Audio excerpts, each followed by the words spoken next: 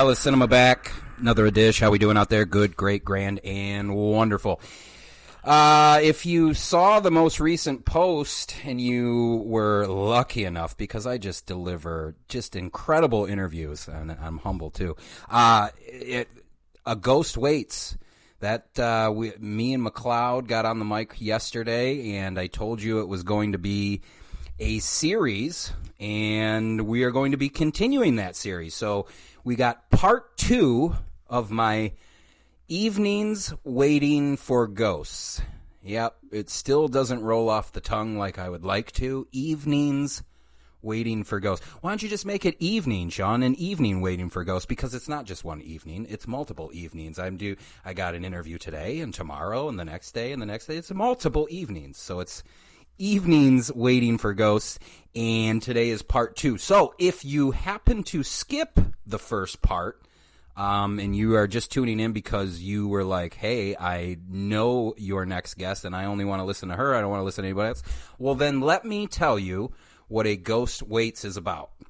Well, spoiler-free, of course. Jack's job is to fix up rental properties to make way for new tenants, but one property keeps winding up empty.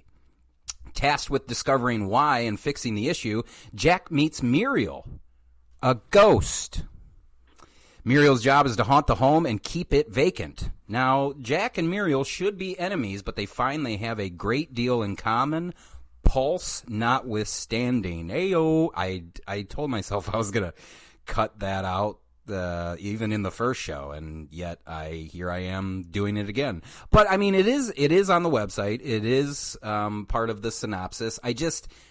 You guys know, the audience knows. I try to not ruin much of anything for you. This is strictly to, this show is to get pieces out there, get you to familiarize yourself with not only the project, the piece, but also the people involved that made it. So I was lucky enough to get a gaggle of interviews on.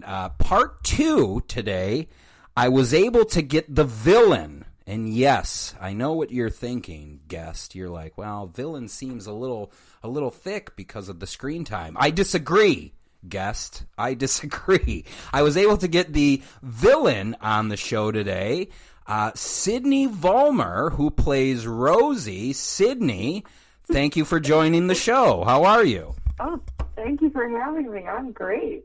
Villain. I haven't heard her put in that light before.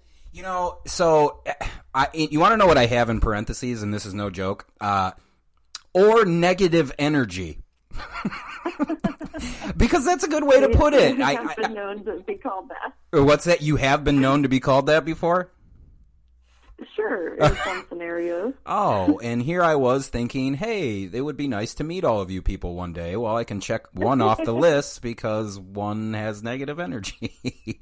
But no, like I was so happy that you were willing to come on, because and we'll definitely get into it a little bit, I don't think this movie works as well without you. And I know you're just, Sean, you're blowing smoke. I'm not. I think that if you were to take your character out of it, or take you out of the role, I don't know that it necessarily plays as well. And I think you actually have layers to your character, Rosie. She is not all negative energy. And I'm going to be completely honest with you, Sydney. When you first showed your face, I'm going to give you a hard C right now.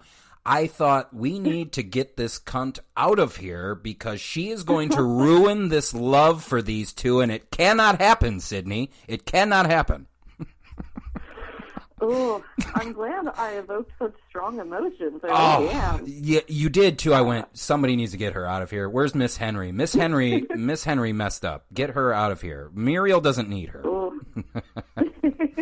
So before we get into what it was like working on the film, I have to know, I typically ask most guests this, what was your introduction to acting, or when you decided you wanted to be an actress. You wanted to entertain people for a living, or you wanted to make a go at it. Was there a specific moment? Was it something that you always knew that you wanted to do? Did it kind of just fall into your lap? Talk to me, Sydney Vollmer, playing Rosie in A Ghost Waits.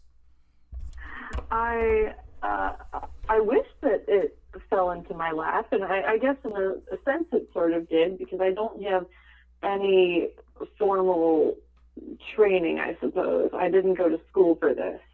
I actually have a business degree, but when I was 18, that's when I decided I really wanted to maybe put my name in the hat for it, and I used my senior photos as an opportunity to send them in to an agency here in Cincinnati as headshots, and luckily for me, the barrier for entry was very low at that point, and they accepted me, and I sort of fell into it in that sense.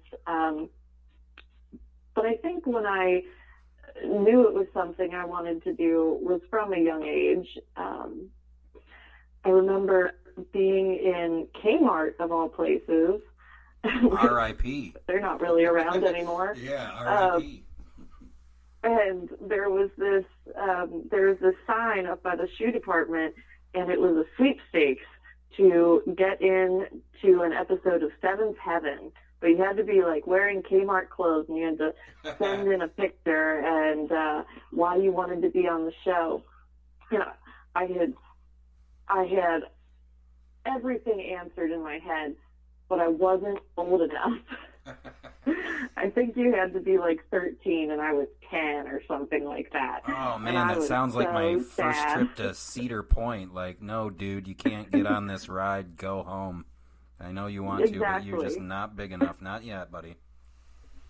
But I think that was the first time I ever like let my parents in on the fact that I kind of wanted to do it.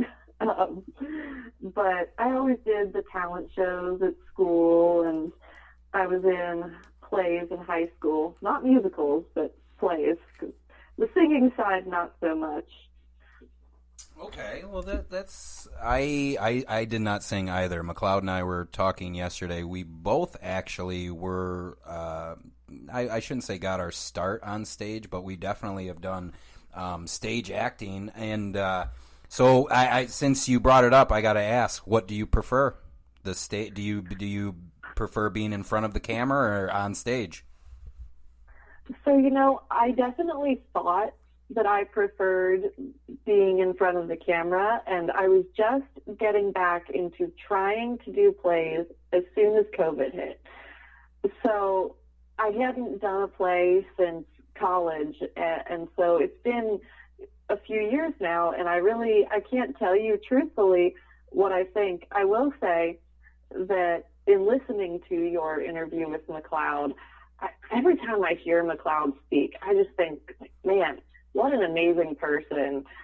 He really is. I was telling somebody every time I talk to him. Yeah, I was telling somebody earlier today, like, in terms of how comfortable I felt, or at least, like, I shouldn't say comfortable. Like, you can't do a podcast, or you can't do really anything of entertainment if you're constantly uncomfortable. But talking to him, I just was like, you know what?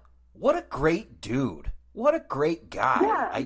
So fun to talk to. Yeah. I'm sorry, I didn't mean to cut you off. Hey, MacLeod, no, you're a okay. good guy. You are a good guy, MacLeod.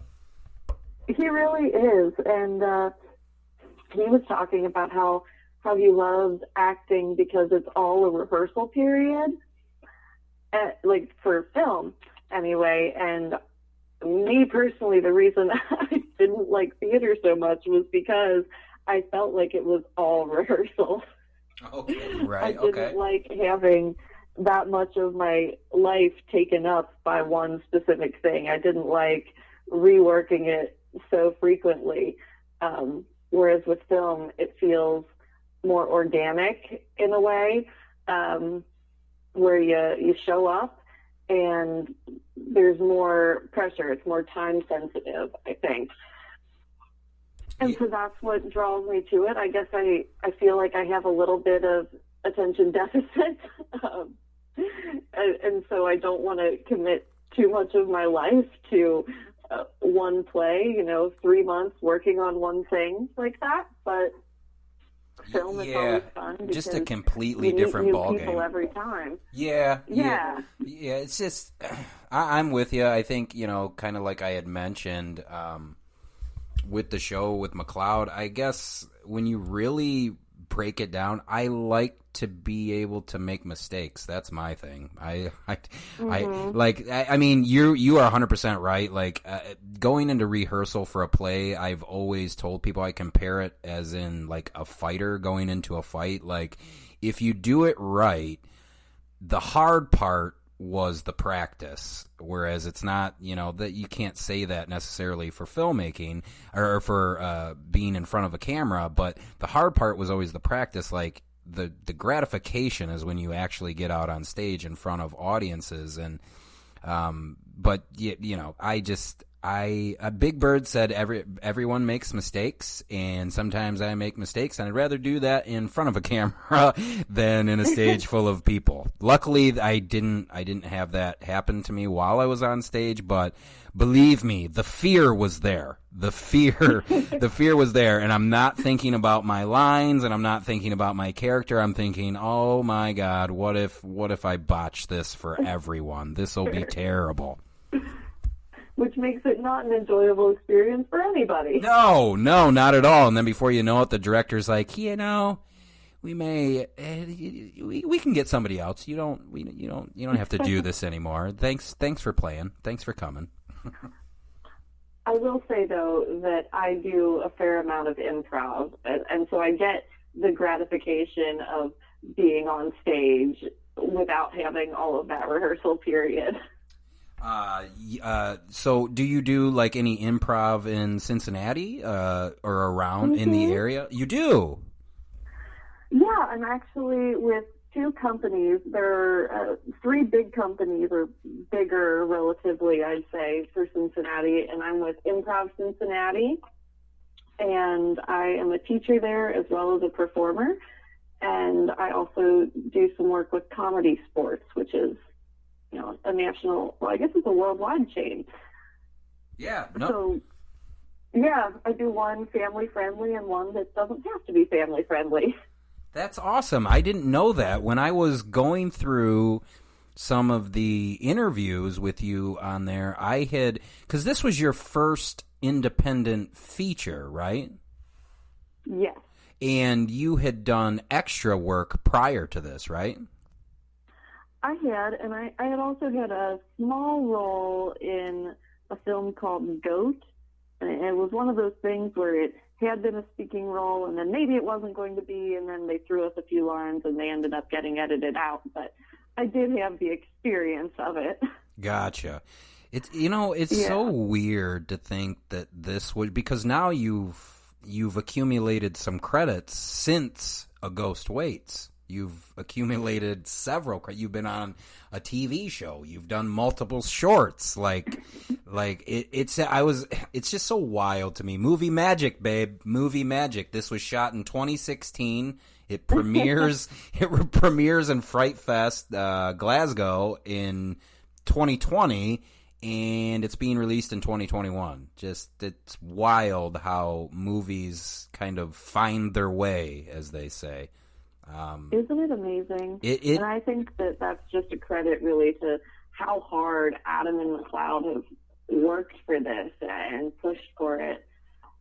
And I'm just in such awe of that every time I think about it.